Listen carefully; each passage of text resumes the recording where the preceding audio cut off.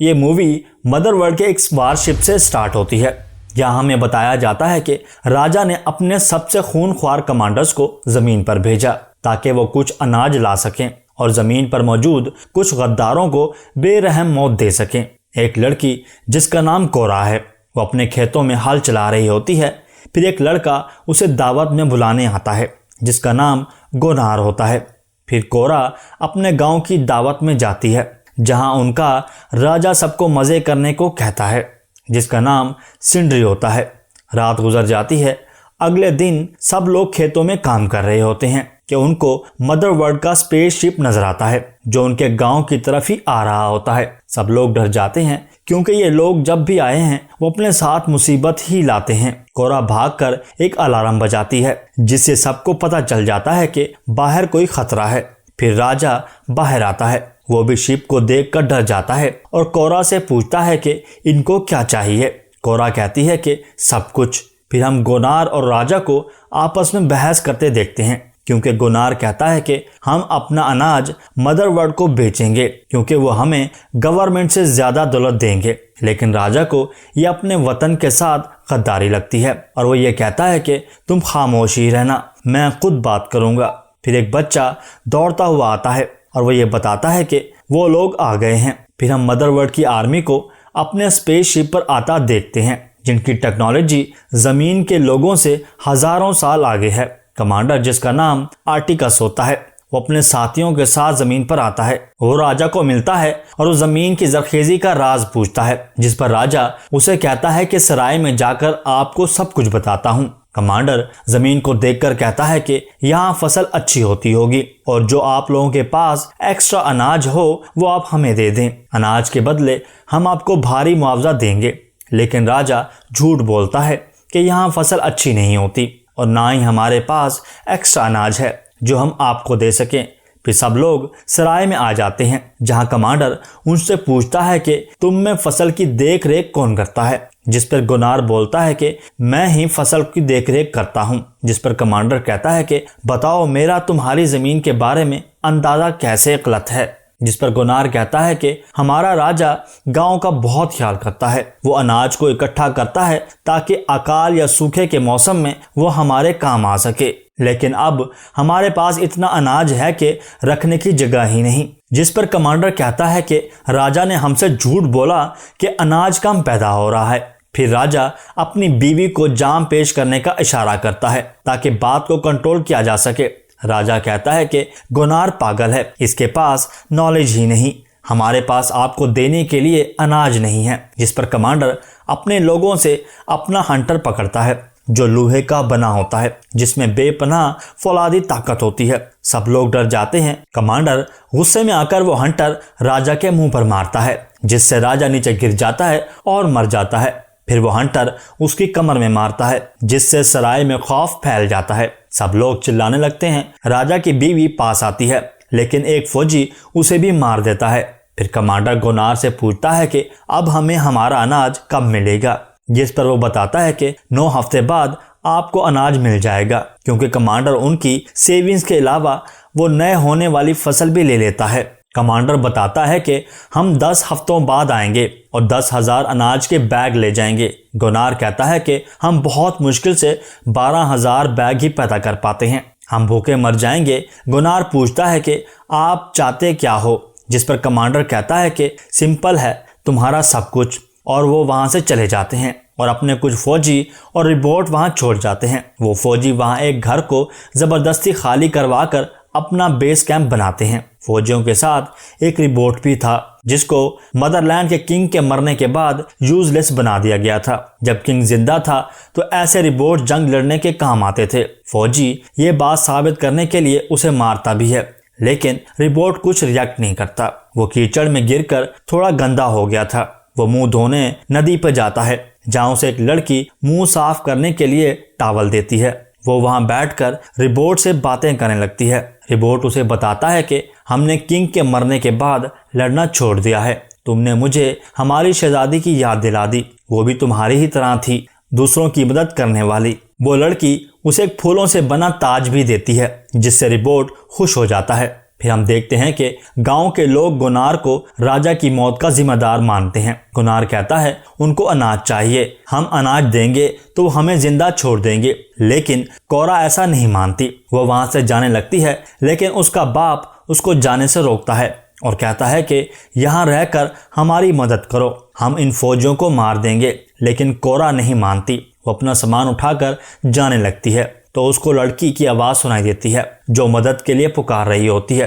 फौजियों ने उसे पकड़ लिया था। एक फौजी उस लड़की को बचाने के लिए जाता है, लेकिन बाकी उसे भी मारने लगते हैं। इतने में वहां कोरा आ जाती है जिसके हाथ में एक कुल्हाड़ा होता है। वो कहती है कि लड़की को छोड़ दो। फिर चीफ एक फौजी को कहता है कि इसको भी पकड़ कर ले आओ। जैसे ही एक फौजी कोरा के पास जाता है, वो अपना कुल्हाड़ा उसके हाथ में देती है, लेकिन वो कुल्हाड़ा छोड़ती नहीं। फौजी कुल्हाड़ा खींचने की कोशिश करता है, लेकिन कोरा उसी कुल्हाड़े से उसको जख्मी कर देती है। यूं एक जंग स्टार्ट हो जाती है। कोरा फौजियों की डिजिटल गन लेकर हमला करती है और एक एक करके सारी फौजी मारे जाते हैं। फिर एक फौजी और कोरा चीफ के पास हमला करने के लिए जाते हैं जिसने लड़की को पकड़ा होता है। इतने में रिपोर्ट भी आ जाता है। चीफ रिपोर्ट को कहता है कि इन सबको मार दो, ये मेरा ऑर्डर है। रिपोर्ट नीचे पड़ी गन को उठाता है और सीधा चीफ को ही मार देता है और वहां से भाग जाता है। इतने में गांव के बाकी लोग भी आ जाते हैं और वो हैरानी से कोरा को देख रहे होते हैं। फिर कोरा कहती है कि हमें लड़ना पड़ेगा, जिस पर उसका बाप एक गन भी देता है जो डिजिटल गन होती है। फिर कोरा गनोर को लेकर टाइटस नामक कमांडर को ढूंढने जाते हैं जिसने अपनी फौज को मदर वर्ल्ड के खिलाफ कर दिया था। रास्ते में गुनार कोरा से पूछता है कि तुम मदर वर्ल्ड के लोगों को इतना कैसे जानती हो। वो बताती है कि जब मैं छोटी थी तब उन्होंने हमारी धरती पर हमला किया था और वो हर चीज तबाह कर दी थी। उस वक्त का कमांडर बहुत खूनख्वार था जिसको लोगों का खून बहाने में मजा आता था, जिसका नाम बेलिजेरियस होता है। उसने सबको मार दिया था जिसमें बच्चे और औरतें सब शामिल थे। कोरा ने अपनी फैमिली को उस दिन अपनी आंखों से मरता देखा था। फिर उसके सामने बेलिजेरियस आया। वो उसे मारना चाहती थी लेकिन नहीं मार पाई। कमांडर ने उसमें बदले की आग देखी तो वो उसको अपने साथ ले गया। उसने कोरा को अपनी बेटी बना लिया। 5 साल तक वो वारशिप पर ही रही जहां बाकी फौजियों के साथ उसकी ट्रेनिंग की गई। बाद में उसने बहुत सारी लड़ाइयां लड़ी जिसमें उसने बहुत सारे मुल्कों को उजाड़ा और गुलाम बनाया।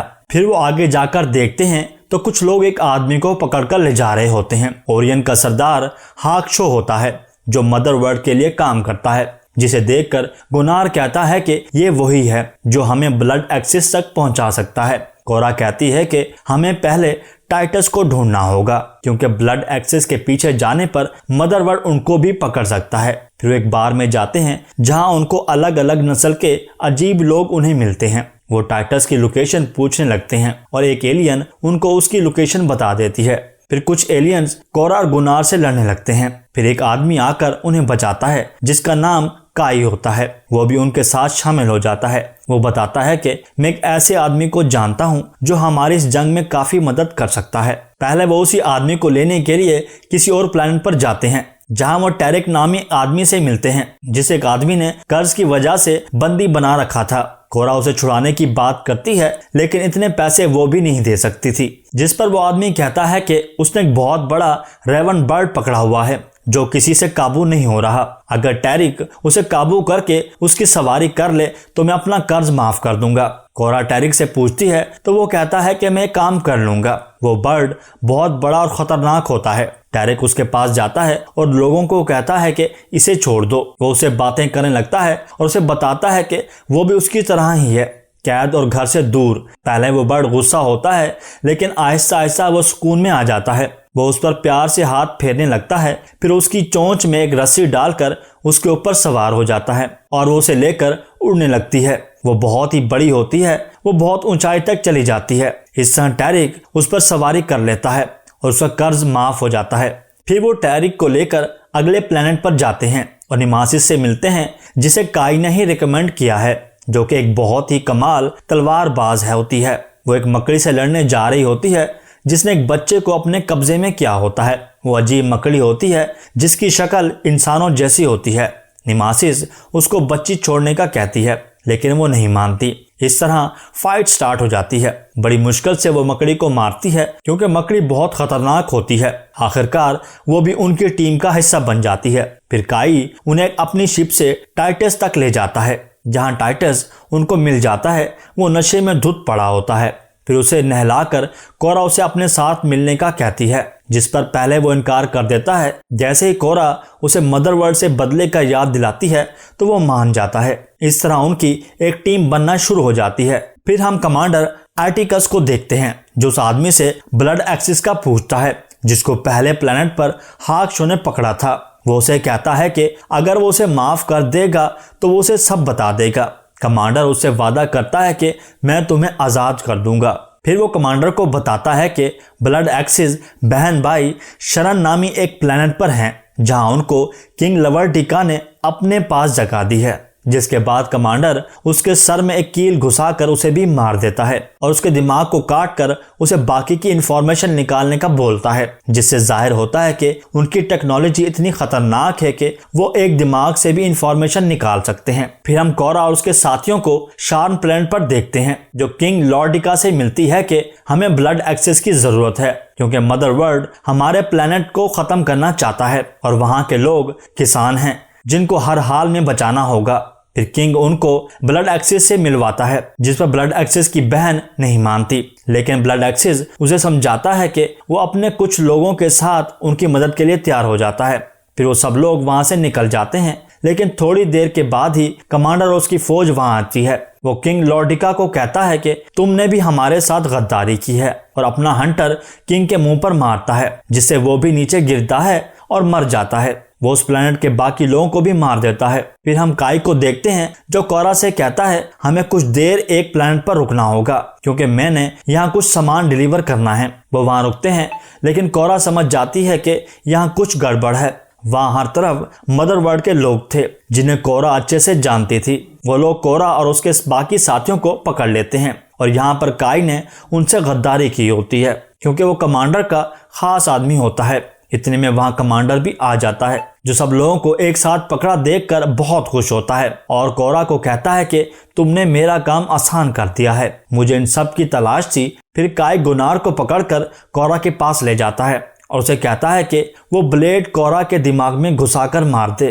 गुनार डिवाइस को अनलॉक करके कोरा को खोल देता है और ब्लेड काई की गर्दन में घुसा देता है, जिससे वो मर जाता है। कोरा आजाद होकर जल्दी से फायरिंग स्टार्ट कर देती है। गुनार बाकी लोगों को भी आजाद कर देता है। वो सब वहीं लड़ना शुरू कर देते हैं। कमांडर अपने शिप में चला जाता है और पायलट को कहता है इन सबको तबाह कर दो। वो फायरिंग स्टार्ट कर देता है। ब्लड एक्सिस जब देखता है कि उसके लोग मरने वाले हैं, वो पायलट के पास जाता है और एक लोहे के राड से उस पर हमला करता है, लेकिन पायलट बच जाता है। वो ब्लड एक्सिस पर फायरिंग करता है, जिससे वो मरने ही वाला होता है, लेकिन वो भी मरने से पहले पायलट को खत्म कर देता है। इस तरह शिप भी खत्म हो जाती है। फिर हम कोरा को देखते हैं, जो कमांडर से लड़ने लगती है, जो कि बहुत ताकतवर होता है, लेकिन कोरा भी किसी से कम नहीं। वो उसके हंटर से उसी को मार देती है और नीचे गिरा देती है, जिससे वो मर जाता है। फिर बाकी सब लोग मिलते हैं और पूछते हैं कि अब क्या करना है, तो कोरा बताती है कि कमांडर के मरने की वजह से